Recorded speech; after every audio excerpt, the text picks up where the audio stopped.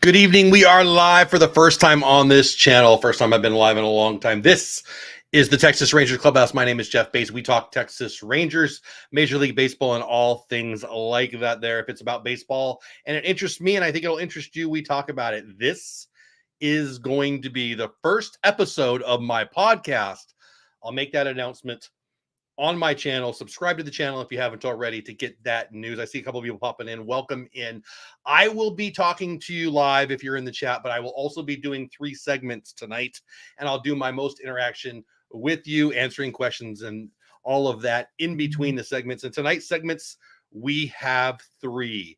Number 1, where's Ohtani going to sign? I have a very strong opinion on that. We'll talk about that. I'll tell you where I think and why I think it and why I don't think he's going to go some places that other people are talking about. Number 2, we're going to talk about the 5 Thanksgiving baseball guests I would like to invite to my Thanksgiving table. And I want to hear from you guys too, whether it be in the comments live or during the on the podcast in the comments where we have that section for you, or on the live stream that turns into a video. Wherever you want to let me know, I want to hear from you. Who are your 5 fantasy baseball Thanksgiving guests? I think that'll be a lot of fun. And then last but not least, actually first, we're going to talk about the Hall of Fame ballot. So let's get right to it right now. The Hall of Fame ballot is out. It's going to be interesting. Let me present it to you so you guys can see what the heck I'm talking about. Pulling this off of the Fox Sports, well, the X, Twitter, whatever I call it again. I see a couple of people popping in. Say hi in the chat if you want to. So here's the deal. You can vote for 10 people to make the Hall of Fame if you're a Baseball Writer Association of America member. I'm not. Are you? I wish I was. I actually don't love the system that Major League Baseball has to put people in the Hall of Fame. And I'll be honest, I'm one of those people that's a small Hall of Fame guy. There's really kind of 2 camps, I guess. Small hall, big hall. Does everybody who was really, really good get in? Or is it for just the elites of the elites? I like B. I like the elites of the elites. Again, I see some people popping in. Feel free to say hi in chat if you'd like. If you're listening to this on the podcast, thank you so much. But if you're here live, thank you, thank you, thank you. Let's get to my opinion on the 2024 Hall of Fame ballot. So there's the names. You can see who they are. You got the returning candidates on the left. You got the new candidates on the right. I'm very excited about it. I see a couple first people popping in chat. Welcome in. Francisco, my old friend. What's going on? Welcome back. What's the perfect offseason for the Rangers, in your opinion? Let's get to that. Let's get to that. Let me do the Hall of Fame ballot real fast, and then we'll, in between segments, I'll get to that one. What a great question that is. I love that. I promise I'll get to it. We only have 3 segments. I'll probably spend 4 to 6 minutes per segment, so I'll get to that question in about 4 or 5 minutes. Great question. 2024 Hall of Fame ballot. You can pick 10. I think, what's my list? 1, 2, 3, 4, 5, 6. I've got 6 that I would put in the Hall. I want to hear from you. Number 1, Texas Ranger, great Dodger, Red Sox, Mariner, Adrian Beltre. He better be a first-time ballot guy. WAR of 93.5. I think this is obvious and easy. One of the best defensive third basemen of my generation, one of the best offensive third basemen of my generation. He'll be the 3rd Ranger to go in with a Ranger hat. It's up to him. Don't you think he'll be going in as a Ranger? He's not going in as a Red Sox. He's not going in as a Mariner. He could go in as a Dodger, I suppose. I would suspect he's going to go in as a Ranger. Only what? Irod and Ryan, right? Are the only other 2, I believe. I think that's true for me. He's first ballot. Easy peasy. Man, I'm going to want to go to, I've never been to Cooperstown, but this is going to be one I want to go to. He's one of my all-time favorite ball players.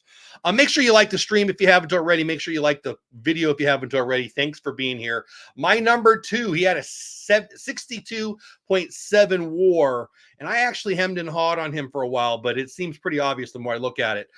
Andrew Jones, boy, his kid is going to be he's a prospect. He's going to be in the major leagues next year or the year after.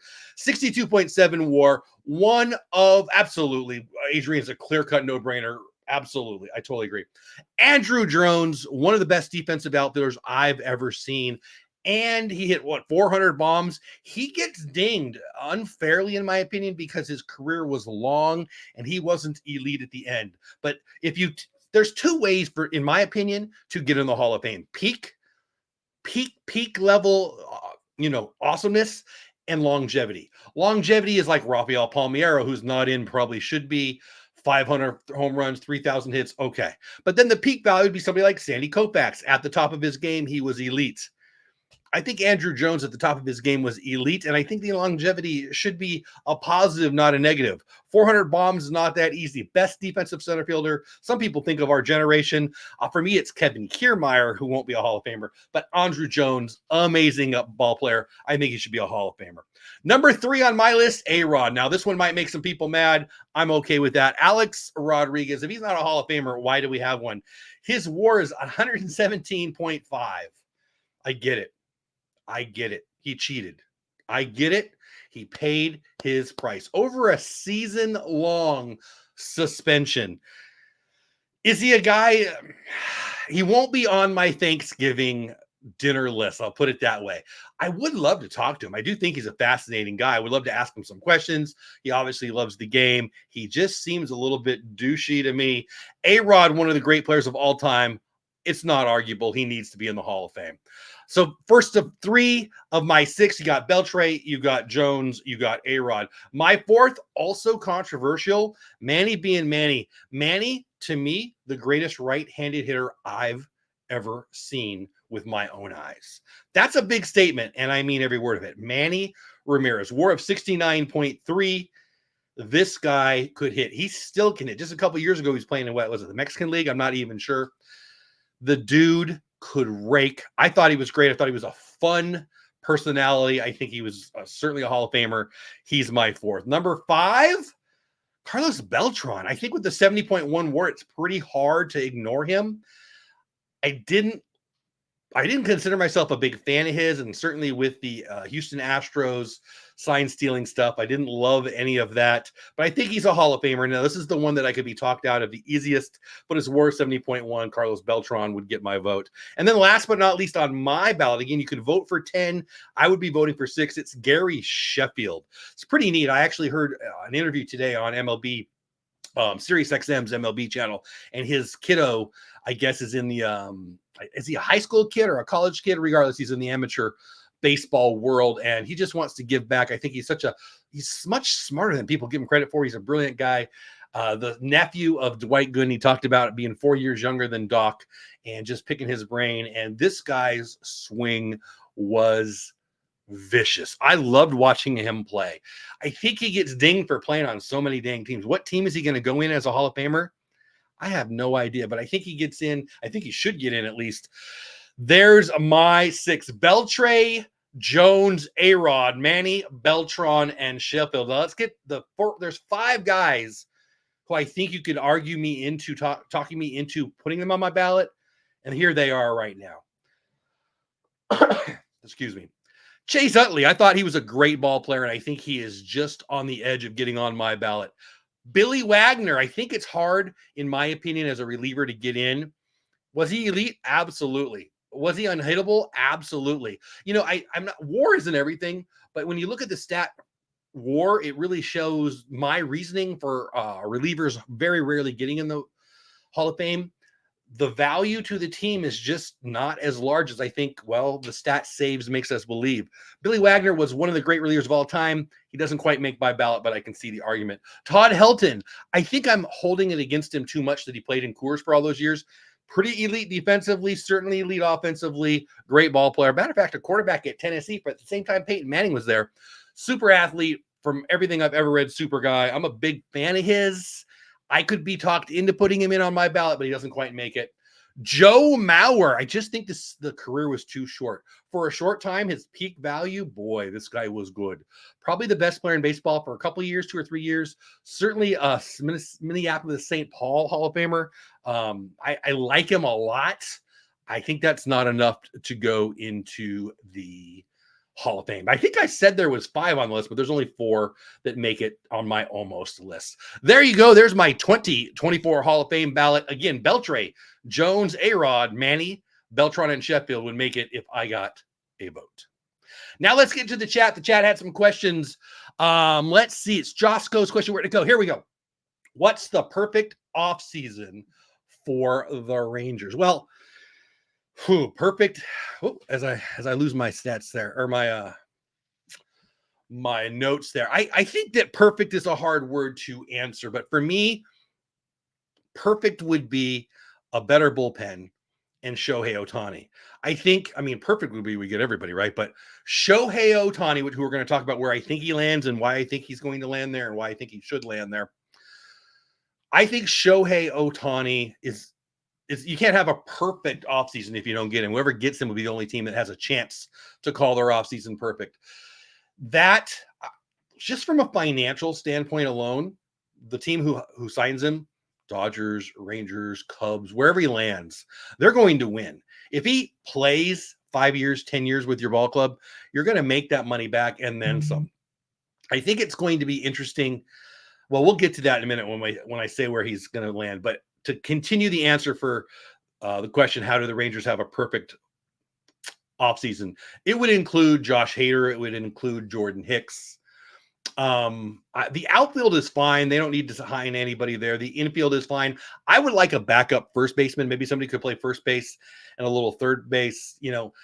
Zeke Duran is probably going to be a trade chip, but he's kind of our backup first baseman, which isn't good enough in my opinion. Maybe a Justin Turner, somebody who could take over at first if Nate Lowe isn't the answer. I think, and by the way, I'm a Nate Lowe fan. I think Nathaniel Lowe should be our first baseman. He has been great for us the last few years. A Silver Slugger and a Gold Glove over the past 2 years. Come on, who would you rather have? But I think we do need a backup first baseman. So a perfect offseason would include a backup first baseman. I would love somebody like Josh Bell. He's a switch hitter. He's not a right-handed hitter. I know I said I want a right-handed hitter. Josh Bell being a local Dallas-Fort Worth guy. And I believe he's free agent. I think he is. But I think the Justin Turner, I don't think Josh Bell's going to come here. He's going to get a starting spot somewhere. But I think we need a backup first baseman and the bullpen.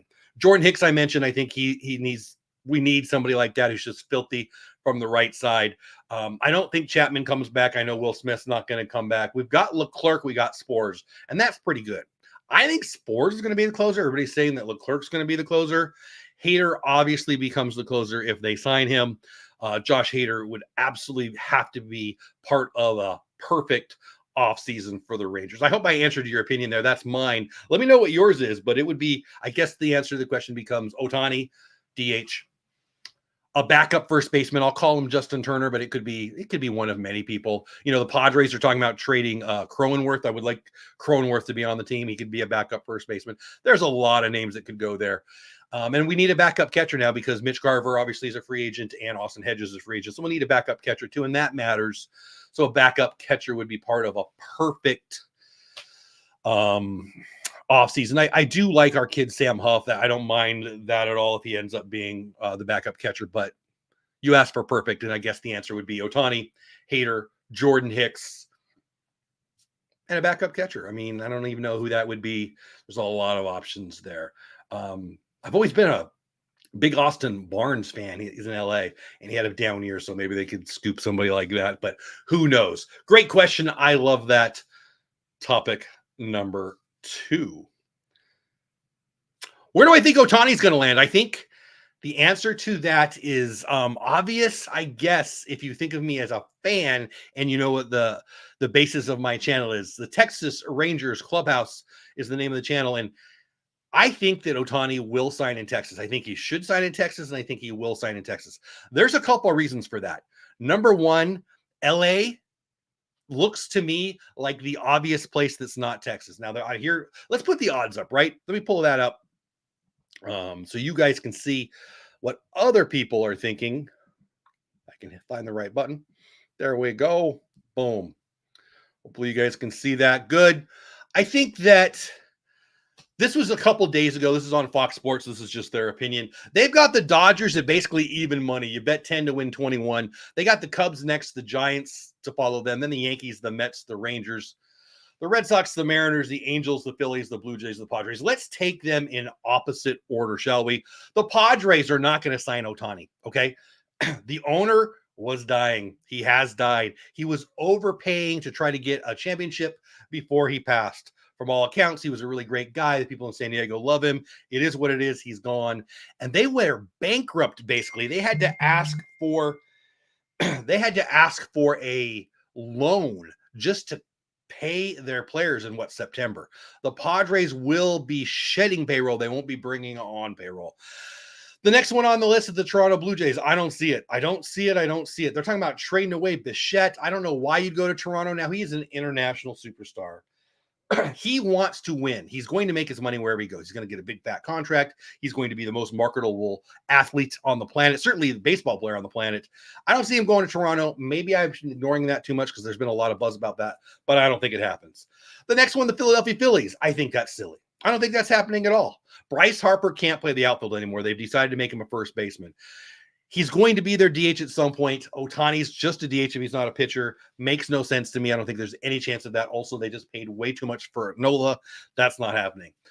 The next one on the list is the Angels. Could he sign back in Anaheim? I actually think he could. I think they would be my third or fourth choice. I think that Artie Moreno wants to keep Trout and Ohtani for forever. He wants, and he said this, he's the owner of the Angels. He has said multiple times that he just wants fans to be able to say they saw the greatest player ever in Anaheim at his ballpark. And I kind of respect it. I don't think it's a way to win. You've had the best two players. You've had the best two players on your team in the all of Major League Baseball for what, 4 or 5 years now? 6 years maybe? I don't know how long has Ohtani been here? And you haven't even smelled the playoffs. Like it's not they're not doing it right in Anaheim, let's put it that way. But I do think that Ohtani obviously knows if he likes it there. I do believe he does like it there. There'll be reasons why I don't think he'll be signing in for the Dodgers that fit for the Angels. So we'll get to that in a minute. But I don't think he goes back there. It doesn't make a lot of sense to me. I thought the Mariners had a chance. They have come out and said they're not going to spend. They're not even in it. I don't know if I would believe any team saying that, but I don't think he goes to Seattle.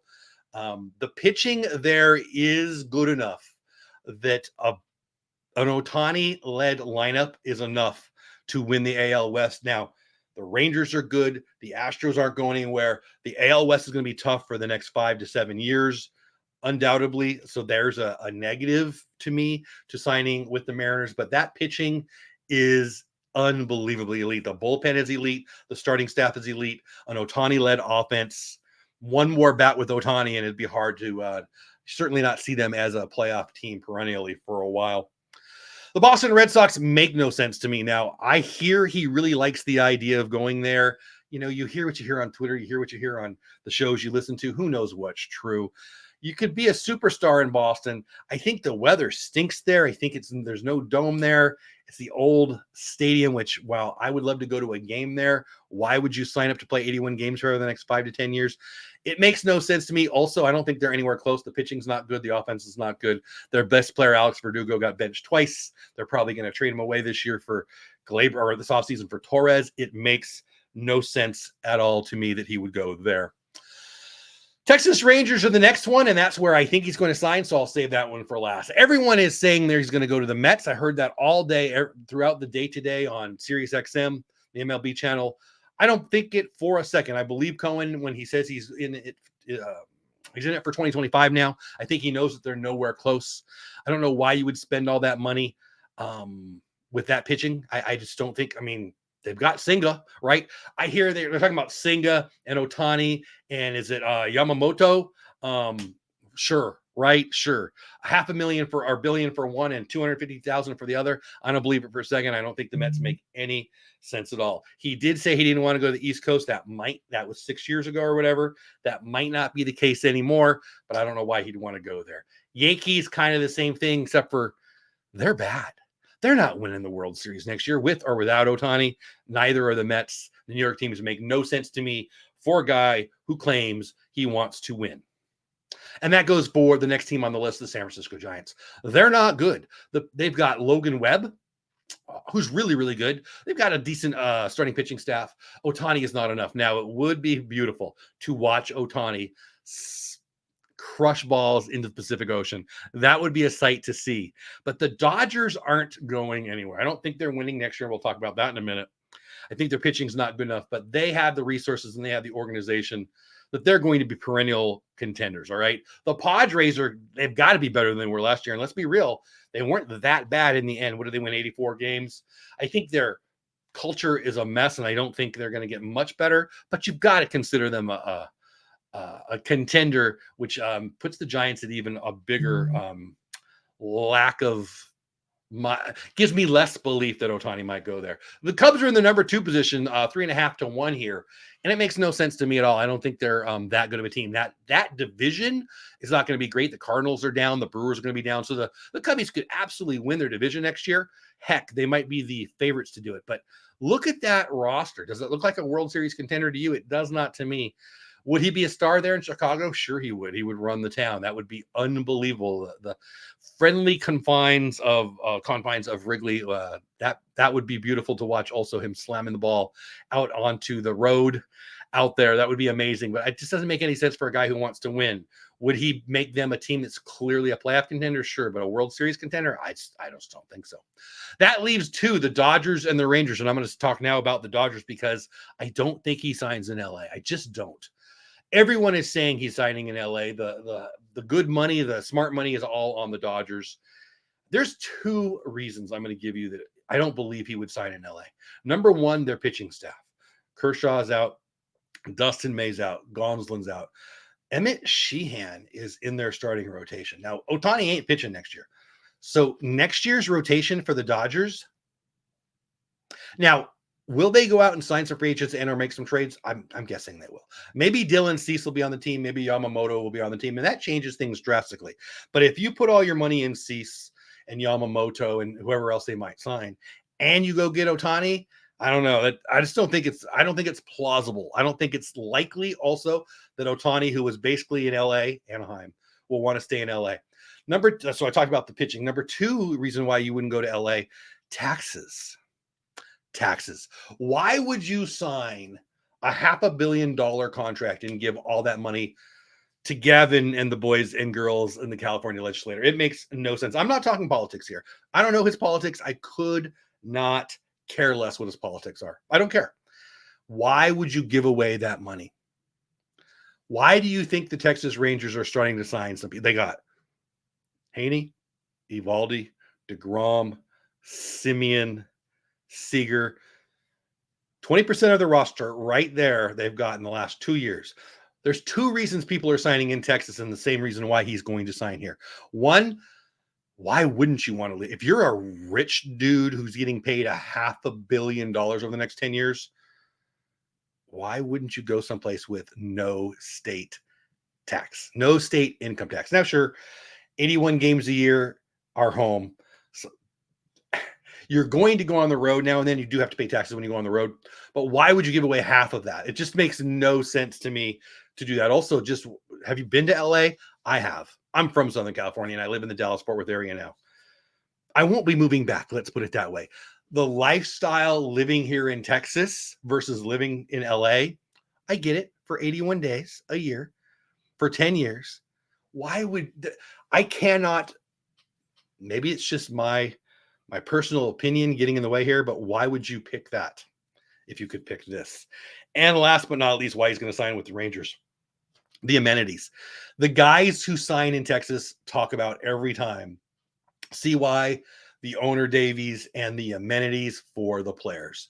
Their clubhouse, their locker room, their food spread, their everything they get is far and away better than everyone else in the major leagues. By far. It's the newest stadium. It's got a roof.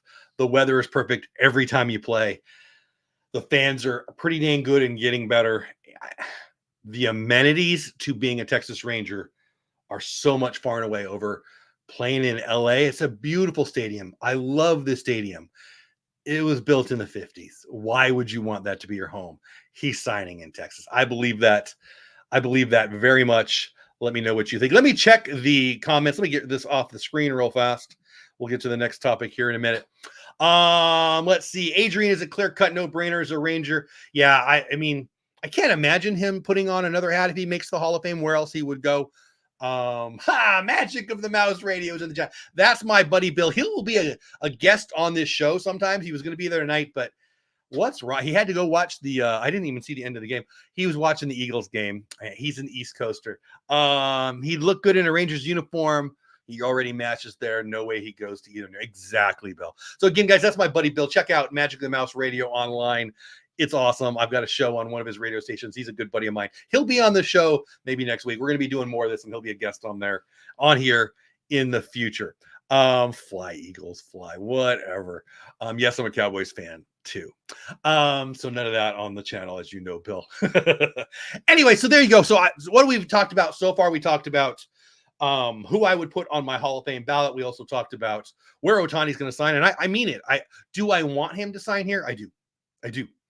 Do I hope he signs here? Of course. Do I think he signs here? I really do. And I told you why, and I'd like to get your opinion. Comment either live here if you're here. I'd like to hear it in the comments, or if you're watching on the replay, please let me know where you think he's signing and why. I think he would look amazing in Texas Ranger uni, and I do think it's going to happen. I really, really do. There have been some rumblings on Twitter, some local writers saying, hey, I hear news.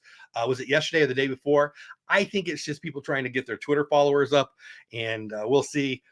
But I bet he doesn't wait forever. Next week, they'll be in Nashville, they being the owners, for the owners meeting. I bet the owners meetings, by the time the owners meetings end, I bet Ohtani has picked a home. I think that. I hope that. I believe that. But I certainly don't know that. But I think Ohtani will be a Ranger, and boy, that won't hurt the channel at all, will it? Last but not least, it's the week of Thanksgiving. I wanted to have a little fun with this. We probably about got 5 or 10 more minutes here on the show, guys. So if you're watching, thank you so much. I see people popping in. Whether you said hi in the chat or you're shy and you haven't said hi in the chat, I appreciate you coming by. I hope you subscribe to the channel. Let's get to the last topic. 5 people. So I just had my my Thanksgiving dinner, this week, just like you guys all did. It was a blast. I have some grandkids. They were over. I've got my sons-in-laws. I've got my daughters. I love having family, but if they've got Friendsgiving, right? If I could have a Major League Baseball fantasy Friendsgiving, who would I invite? Who are the 5 people you would want to bring to your Thanksgiving baseball fantasy dinner? For me, here's the 5. Number 1, my favorite all-time player. When I was 7 years old in 1977, I'll do the math for you. I'm 53. I'll turn 54 on Christmas Day. When I was 7 years old, I went to my first baseball games in LA as a Dodger fan. My grandma was a Dodger fan. She made me a Dodger fan. I'm a Rangers fan now. I still root for the Dodgers. Love the Dodgers. Still kind of mad at them. Rangers are my team now.